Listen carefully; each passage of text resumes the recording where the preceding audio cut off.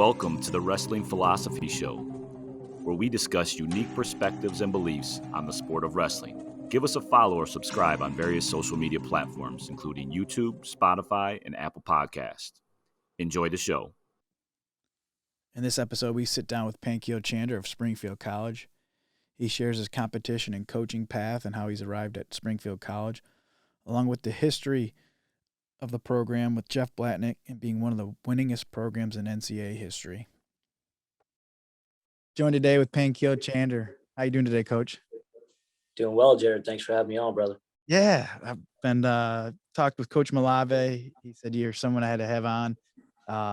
Been following you, put out some great content, seen your podcast, so welcome. First off, could you fill the listeners in on your background? Yeah. So shout out to Josh. He's been a great mentor from afar and close, and so I appreciate that plug.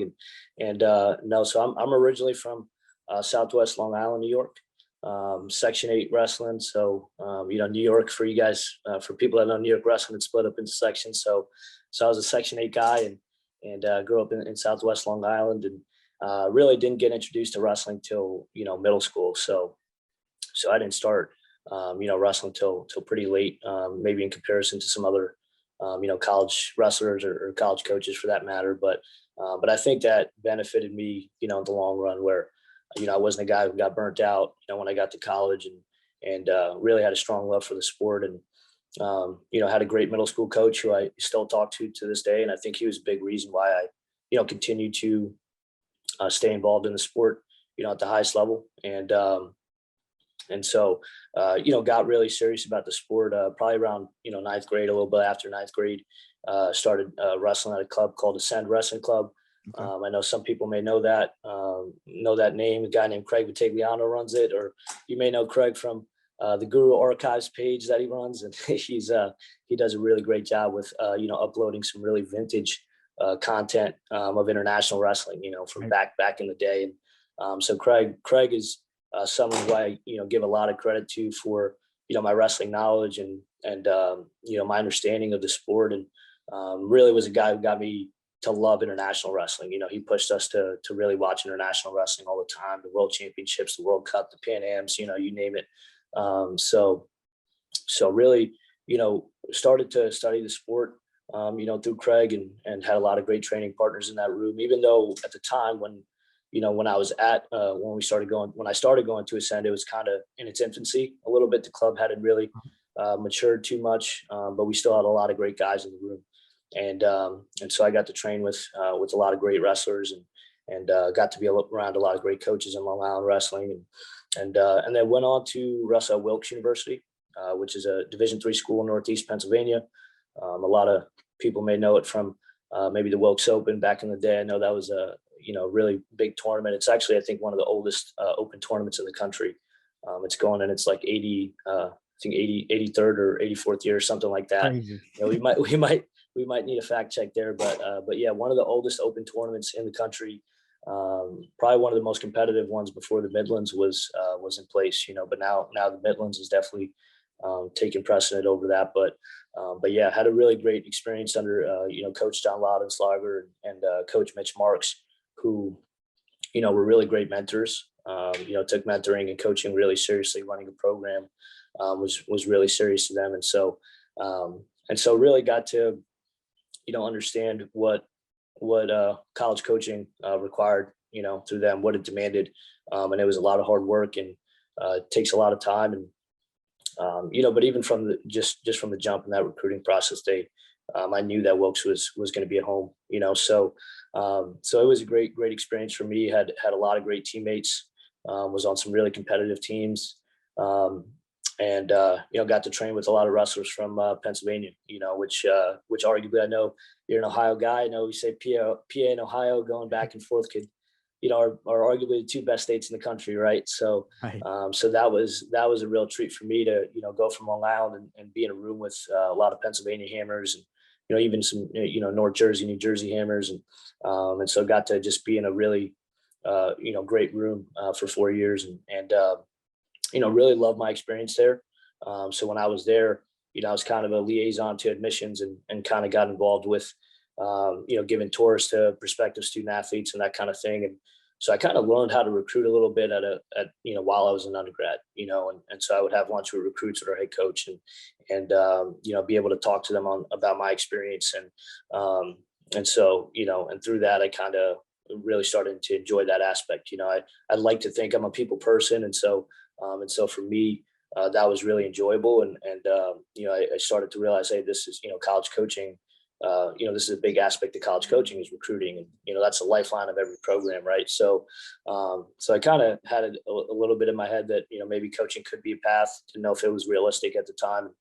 And, I was doing stuff with athletic communications because I was a sport management major, the business school at Wilkes. And from there, was doing some sports writing, was doing some video work, and was covering games. A lot of places. Yeah. Right? Yeah. Was covering some games and knew, probably halfway through my college career that I wanted to be in college athletics in some capacity. Didn't know exactly what that would look like.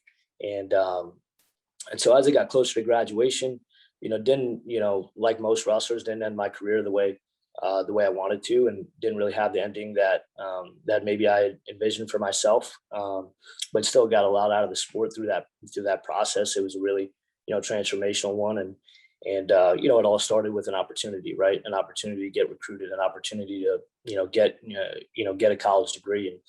And so as I was kind of transitioning out of undergrad and finished up school, I'd reached out to a couple coaches and seeing what was possible in terms of coaching at the college level, and was able to, be a volunteer assistant at Bloomsburg University under, Ohio guy, Marcus Gordon, Right.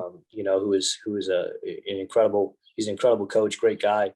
Was a 2-time state champ at I believe it was Mapleton, Ohio. Right. So right down the road. and right. So yeah. And so he built some powerhouse teams at Ashland as an assistant, and was at Eastern Michigan and then transferred to Ashland, finished out his career there and coached at Ashland for a while. So, built a D2 powerhouse there. So it was awesome to have my first kind of coaching gig under him, because I did learn a lot. It was he's extremely knowledgeable and really humble guy with just a really, great work ethic and really respected what it takes to build a, competitive program. yeah, he and my brother go also, way back. He and my brother had some battles growing up, so he's right. known him for a while. Great guy, super great guy. Yeah, and and with Marcus's first assistant or head assistant was Russ Hughes, who was an All-American at Penn State. His brother John was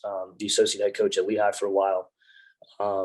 And they were on some great teams at Penn State. They were in that Penn State era with, obviously the Hughes brothers and Kerry McCoy and Sanshiro Abe and, all those great guys. So, Right. So for me to have learned under both of those guys, and my first coaching gig was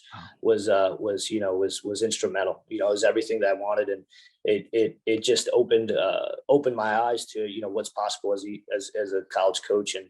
And I knew that, I really trusted what those guys brought to the table as coaches and really respected them. So I knew what I learned under them could really add value to other programs, and so after that year there, I had a really good experience there. I got to, run the high school club in there in that District 4 pocket of Pennsylvania. Got to, was able to, one great thing about Marcus was he wasn't a micromanager, right? He let his coaches coach. And so I got to run the high school club. I got to recruit. I got to, do the social media marketing, right? Be able to position our brand and do some things that made a difference in the program. But only being a year there and as a volunteer assistant, my time was a little limited. And so I was like, man, I want to coach more, after that year and that summer, applied to some positions and, was able to land a full-time assistant position at Gettysburg College under another Ohio guy, Andy Vogel, who was, a state champ out of CVCA. And so, him working under him for 2 years as a full-time assistant. Also, in Division III, I wore a second hat as a full-time assistant. So I was also working in athletic communications in that role. And so I got a really eclectic experience under, at that job at Gettysburg as a full-time assistant. And so obviously working under Andy was great because, he's one of the most competent coaches, and administratively, he was also our associate athletic director, and just a great guy, and great wrestling mind as well. He was a guy who's going to challenge your assumptions and make you think really deeply about every decision you made, and made sure that you were clear in your thinking, and that you provided the best coaching to your guys, so that was really a really great experience. After that, I got out of Gettysburg around May 2020. So that was kind of when the pandemic was still early on, and actually made a job transition in the middle of the pandemic to Springfield College. So I've been here at Springfield in Western Massachusetts since the summer 2020. So basically a full academic year in here, and it's been good. We've been rolling and we had a good productive year despite no competition. We were able to train and have a lot of time together as a team, and so we're excited for for this next coming year. So you got a lot of experience coaching, right? You've seen different levels and different experiences, and you're a young man, right? Right. You're got a lot of experiences for your age, right? What is your coaching philosophy right now? And I guess why coaching? Why are you in coaching? Yeah. No, I think, for me, it was, I always admired and adored a lot of the coaches that I had. I felt like they were kind of the people that had taught me a lot of life lessons, and had kind of instilled a lot of important values in me as a wrestler. And I think, part of it came, because I took wrestling so seriously, and it's because I cared about the sport so much, and I think, and they treated their kind of role as educators. They were mentors, and so I really liked the nature of the role. I felt like as a coach, you're coaching guys who really care about the sport. As a coach, you really care about the sport. The impact that you could have in a coaching role is maybe greater than maybe any other arena. Just because it's there's mutually people care about what they're doing, right? So I think that was really important. But also just the administrative side of college coaching, how versatile the role is, right? You gotta market, you gotta recruit, you gotta you gotta fundraise. You no one day is the same. So I'm not a guy who can do the same thing every day, and so for me, college coaching was it. It was this is an area where you could get thrown a lot of different monkey wrenches in a day. You got to figure out problems. You got to find solutions to, you got to find creative solutions to problems, right? And so for me, that was really, really attractive, and something that's kept me in it, because the challenges, because any job has its challenges, right? But what challenges are really worth enduring, and so I felt like the challenges that coaching brought are really worth enduring, because one, any challenges that you deal with in a coaching setting is usually with athletes or with people, and so anytime you're enduring those challenges and working through them, you're a byproduct of that is usually becoming just a better person, and also helping other people become better. So there's a lot of layers to it. Obviously winning is fun too, right? Is trying to develop guys and develop their skills, and develop your own skills as a coach so that you can win at a high level. That's really fun, and so there was a lot of different kind of elements to what drew me to coaching, but I do think it's a vehicle to really shape young people in a way that maybe other other areas don't offer. Right. So what's the differences between Bloomsburg, Gettysburg, and now at Springfield, and what are you looking forward to at Springfield, being a year in now? Yeah. I would say, institutionally, the schools were very different, right? Bloomsburg was a state school. Gettysburg was a, private liberal arts college. Springfield is a private school as well, but the academic strengths are very different. You're getting, kids that want to be, coaches and physical education teachers, right? For the most part, or strength and conditioning coaches, because that's kind of where we shine academically. And that's not to say every kid wants that, but for the most part, our most popular and most reputable majors are in those areas. So I would say that, recruiting was different at every school. The type of I think kids are kids anywhere you go, right? But at the same time, the interests were always a little bit different at those schools. And obviously recruiting looked different at Bloomsburg, where it was Division I, and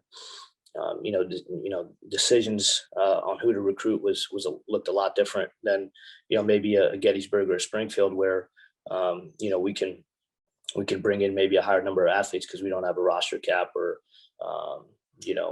or not, maybe putting a guy on a scholarship, and so at Springfield, we certainly have probably one of the biggest, largest rosters in Division III traditionally. We carry almost 40 guys every year. So, wow.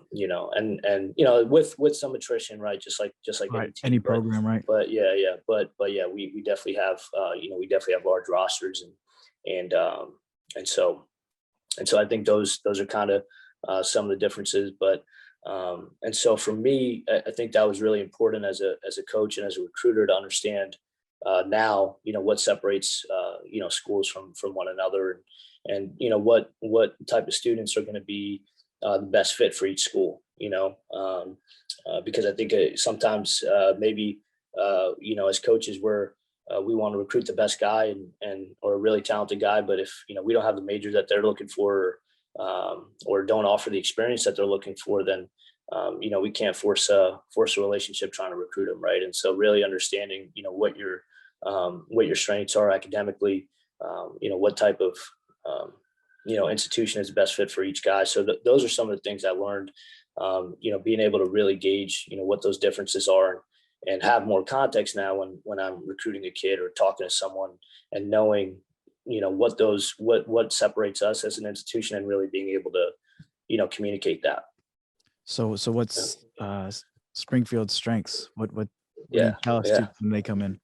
Yeah, so I think one of the things that Springfield is kind of known for is our physical education and health education program, and we have such a long history of developing physical education teachers and coaches. They kind of jokingly refer to it as a coach factory, or teacher factory, and so that's something that we really can hang our hat on, and obviously we have a great strength and conditioning graduate program that's been in place for a long time. And so I believe it was a couple of years ago, or it was maybe 2019, it was like there was a Springfield alum on I think 28 or 29 out of the 32 NFL teams Really? so there's a Springfield alum on the sideline of each of those teams, and that's between football coaches or strength conditioning coaches, or regardless, maybe athletic, right? That's the top athletic, top level. athletic trainers. So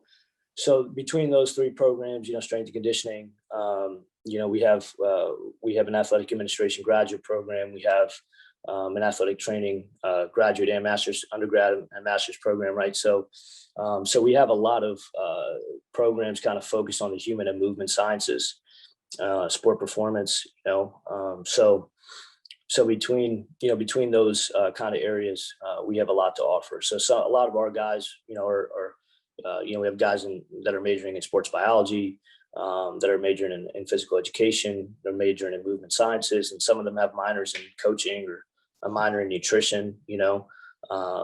Exercise science and the health sciences are really big here. So that's kind of where we shine academically. I typically like to say, if you're looking for engineering, you're probably not going to come to Springfield, right? But because there's probably other places that are better suited for that. But for us, I mean, we know where our strengths are academically, and so we certainly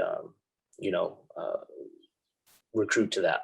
Right. So are there some big names on the sidelines that in the sports and in the professional level, or? Yeah. Well, there's certainly a lot of strength coaches. I know for one of our guys, one of the Springfield faculty, teachers here, and works with our student athletes a lot, is a guy named Adam Fight. He's actually he used to work with the Carolina Panthers, was a strength conditioning coach for them for a while, and now is back at Springfield as a Springfield alum. And so there's a lot of other names like that. But Adam is one of them that's actually come back to Springfield after coaching at the NFL for a while. Okay, nice. That's awesome. So obviously it's a big part of developing and obviously promotion, getting student athletes there, right? Okay, this is for you because you're looking to get into coaching or a branch of that. So, and that's a big piece for you, correct? That's kind of, as a small school, right? You're always recruiting and promoting, right? So what are some of the things you bring to the table as a coach from the development and recruiting side?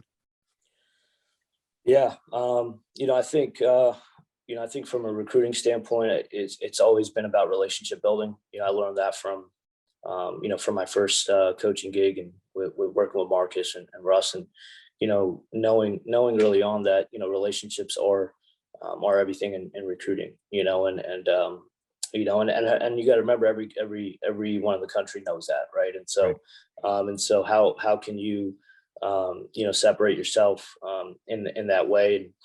And I do think a big part of it is learning what kids want out of their experience. A lot of that has to do with what they want academically, at least for me, and being able to help them understand how financially things can make sense and academically things can make sense, and if this is a long-term decision that can make sense for you, how can we communicate that? So I think for me, it's been being able to communicate that. It's been able to communicate that to parents. And I think, from a standpoint of recruiting, one big thing that, we do a lot is with content marketing, right. And being able to kind of position our message in a way, whether that's through social media marketing or written correspondence, whatever it is, how can we kind of communicate who we are, what we value, and position that, in the wrestling community or the wrestling market in a way that will reach people, right? And so that's something that I've maybe learned from my athletic communications background and some of the administrative experiences that I've had, and being someone that can communicate with external constituents. Reach outs are important, right? And constantly finding ways to kind of leave no stone unturned. Who can we communicate with that can potentially want to learn more about Springfield or can benefit from knowing more about our program. And that's not just Springfield College. That's kind of anywhere that I've been, right. And so really being able to make your brand visible and communicate who you are through that marketing effort. So yeah. With one thing I didn't know, right? 100-year program or 1,000 wins, right? Top 5 overall in wins, correct? You want to talk on that a little bit? Yeah. So Springfield is one of the oldest programs in the country. I believe it started in 1914, 1915. So we're, about 100, 105, 106 years in, right? And, it's, we have over 1,000 dual meet wins, only program in the country with over 1,000 dual meet wins in Division III right now. I know there's some programs catching up to us, like even my alma mater at Wilkes. I know they'll be closing in on 1,000, within the next few years, I'm sure. So we are top 5 amongst all divisions too in dual meet wins. And, that's primarily just because we've had a program in place for so long. And the late Doug Parker, who just passed away, was a longtime coach for 35 years. Our wrestling room is named after him, or we have the Doug Parker Invitational, which is a big Division III tournament, early, right before Thanksgiving, that we host every year. That's named after him. And, he had an incredible amount of victories. I think, he had close to, 300, 400 wins as a coach. Right. And then Daryl Arroyo, who followed him, who had a lot of dual meet wins as a coach too. Right now, our head coach, Jason Holder, he has, 108 dual meet wins, 109 dual meet wins, and really 9 seasons. It's his 11th season as a head coach. Obviously, we didn't compete this year. Right. So in 9 seasons, he's had 108 dual meet wins. So we've racked up, through the history, there's just been a lot of dual meet wins. And so yeah, we're in top 5 amongst all divisions. And I believe the top 5 programs in dual meet wins right now are, Iowa State, Oklahoma State, Oregon State, and then Springfield. And not in that order. Right. And again, I would need to double check exactly which order that's in, but those I believe are the top top 5 right now. So, but yeah, so there's a lot of history that runs deep. You have Jeff Blatnick, the late Jeff Blatnick, who came out of Springfield College. Right. He was an On Olympic my high school finals match. I said earlier, right. Yeah. I didn't know you Olympic. went there. That's crazy. Yeah. And he was incredible, incredible wrestler and went on to right. To do a lot of great work in broadcasting and coaching. And so, we've through, you'll walk around our athletic facility and there's a lot of kind of reminders of Jeff Blatnick and honoring him. And he was a 1984 Olympic gold medalist in Greco-Roman. And I believe he was one of, that year was the first time America had a Greco-Roman Olympic champ. I believe it was him and Steve Frazier who had won that year. So that's a really cool piece of history from Springfield. And, obviously Jeff had a really, compelling story with overcoming Hodgkin's lymphoma. He made the 1980 Olympic team, but that was the year the U.S. boycotted the Olympics. And, he had a brother who had passed away in a motorcycle accident, a little bit before that. And had really overcome a lot of trials and tribulations to get to where he was as an Olympic gold medalist. And so that's a really compelling story, from coming out of Springfield College Wrestling. He was also wrestled at Springfield when it was a Division II program. So he was a 2-time Division II national champion at the time. You could go on to wrestle in Division I's. And so he won Division II and All-American in Division I as well. So, Wow. so he had a really cool, really cool wrestling career. And again, broadcasted at the Ohio State tournament. Right. And the UFC and obviously he called a lot of NCAA finals matches in Division I. So there was a lot there. That's awesome. Yeah. Great. Huge ambassador to the sport. I did not know he's from there. That's awesome. So, you have your own podcast, right? That kind of got into that last year a little bit. Yeah. We actually, our co-assistant coach, Jimmy Casey, actually he just took a job at an Empire Wrestling Academy. Okay. Yep. And he was an All-American at College. And, we weren't competing in kind of that intercession, like around the holidays. And we weren't actually on campus just because it was intercession. And so, we had a little bit of, downtime with not practicing and competing. And it was a thought, in my head for a while that, hey, we should do this. And so we kind of collaborated and started. And really, the genesis of it was, there's so many great alumni from Springfield and associated with the program. If they're not alumni, this is a great way to tell their story. Right. And really give them a voice and a platform so that they can, share what they're about and the kind of the difference they've made in their careers. And really the coolest part about it has really been, the response was awesome from alumni and or even our college community. And then also the stuff we've learned just through interviewing great guests, and I'm sure you can say the same, right. From all the incredible guests that you've had on, in the wrestling community and beyond. But that was something that, we've been able to kind of have and make our own. And so we hope to continue that as the year goes on. Nice. The Springfield Pridecast, is that what it is? Yeah, the Springfield College. Yeah, Springfield College Wrestling Pridecast, or the Springfield Wrestling Pridecast, and that kind of was a play on words. I got to give credit to Jimmy Cation for coming up with the Pridecast, because we had with the Springfield College Pride. Mm-hmm. And so instead of podcast, we called it the Pridecast, and it was a cool little play on words, and so we kind of stuck with it and ran with it. Awesome. And so you guys didn't get to compete this year, but you did have some guys compete at the nationals, right? National tournament, or? Do you have three guys? Yeah, one of our All-American? one of our guys competed at the D3 National Open. Okay. And he took third.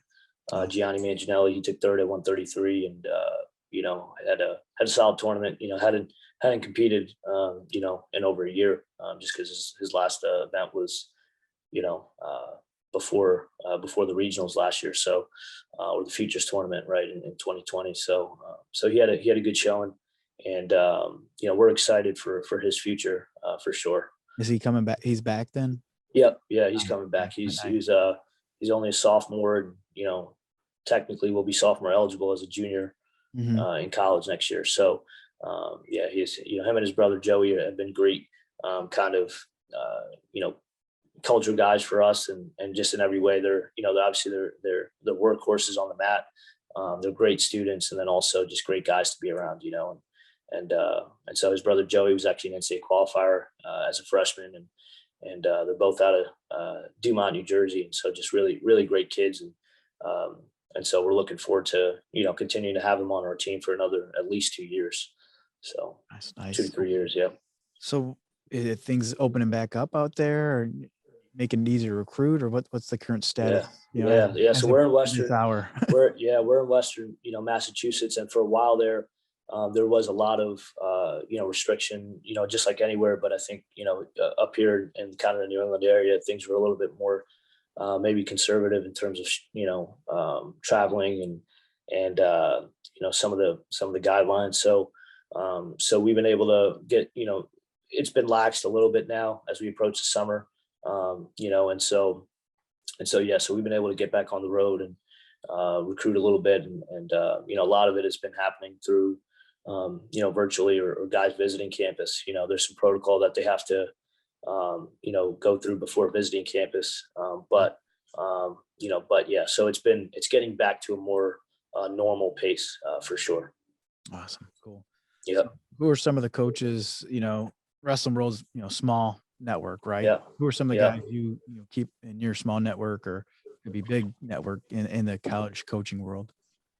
Yeah. No, that's a great question. I think it's it kind of for me. I mean, I've been fortunate to be around some great coaches, and I also I also think that there's some that I've learned from just through guys that I haven't coached with necessarily, right? That have really been instrumental, and then obviously the guys that I have coached either wrestled under or coached with, that I'm obviously in communication with and learning from and picking their brains, but also guys that maybe I haven't coached with that I've maybe coached against or crossed paths with through the community, like a guy like Josh Malave, right, who's been a great mentor. But I've never actually coached with Josh, but I've been able to really learn a lot from him, and how he does things and how he thinks.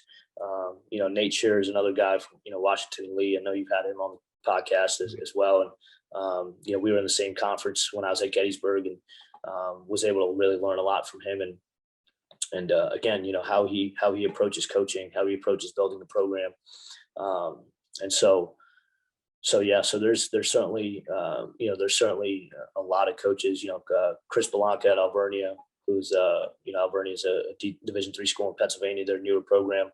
Been able to learn a lot from him as well, and so it's encouraging, right, because so many of these guys are older coaches or been around a lot longer than I have, and how generous they are with their time and willing to kind of mentor young coaches, not just me, but so many others. I think it's, it says a lot about the community. It says a lot about, the coaching profession, that we're competitive and maybe we're competing against each other, but at the same time, they're still so willing to, provide insight and mentorship and developing, continue developing coaches. So, but again, obviously, guys like Marcus Gordon, John Laudenslager, who is a great mentor to me. He's the coach who I wrestled under at Wilkes University. He's a District 11 guy from the Lehigh Valley, and actually wrestled at Wilkes from their Division I and has coached there basically ever since, and then obviously, Russ Hughes Andy Vogel and these kinds of guys. So there's definitely, more on that list that I like to, Right. pick the brains of, but, it's always evolving, right?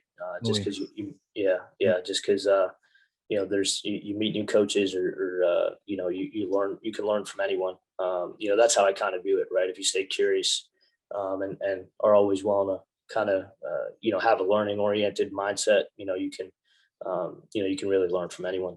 100% agree. Yeah. So you're 4 years into coaching, right? You said there were some of the guys, you work with, look up to, whatever it may be. What would you say to, someone graduating, obviously, this year or in the near future that are thinking about coaches? What would you, I guess, words of wisdom to them? Yeah, that's a great question. I think, I would say one,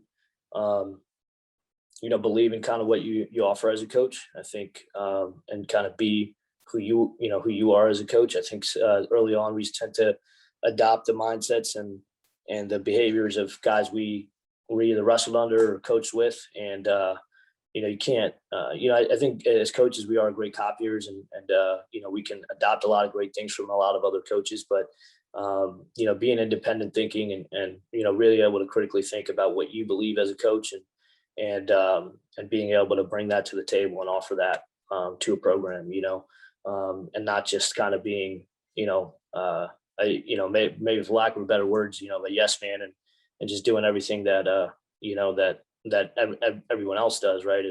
I think you got to be agreeable and you got to, respect the decisions of who you're working with and for, but also being able to add value and be independent and critical, be an independent thinker and a critical thinker, in your own right.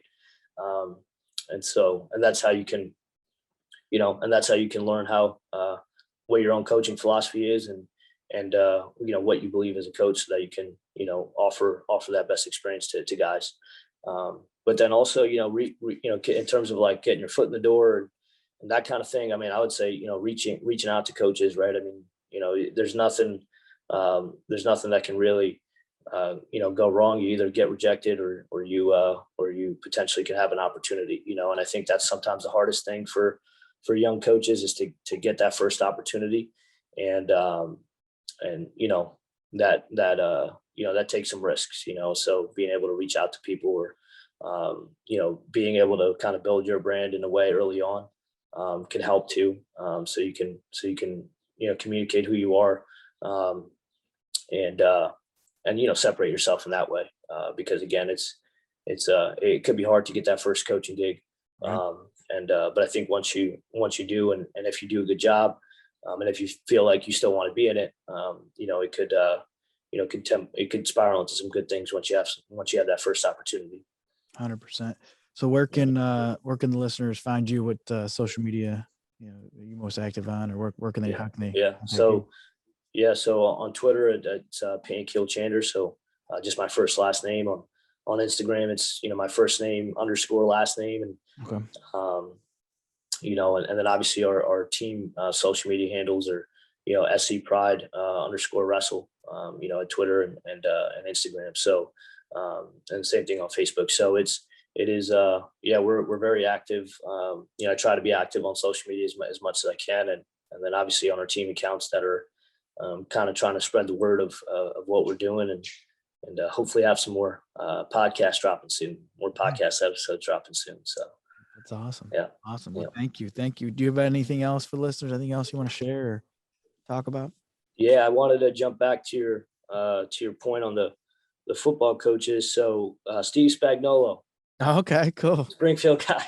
Yeah. Awesome. Yeah, it was funny because I was thinking about, I was like, oh man, I had the biggest name at the top. Right. No, I know that goes. It's like, I know there's some out there, and then it's like, oh yeah, it clicks, right? Yeah. So he's actually a Springfield guy, and everyone knows who Steve Spagnuolo is. So, right. But yeah, so, but again, that list kind of goes on with, strength and conditioning, Division 1, 2, 3, you name it, the private sector. So there's a lot of cool stories that hopefully we can we could try to share at some point through our content, right? It's awesome. Yeah. Maybe too many to share. So. No, it's awesome. You got to start somewhere, right? As far as telling the stories, and it's one at a time, and let them know what you're about. So, well, thank you, Coach. I appreciate your time, and looking forward to seeing you guys' success as a team and your growth as a coach. So, thank you. If you have an athlete looking to compete at the next level, have them reach out to the wrestling consultant and use code BAHOUR for a free 15 minutes. If you're looking for more wrestling content, check out the Barbarian Hour podcast on YouTube and podcast platforms.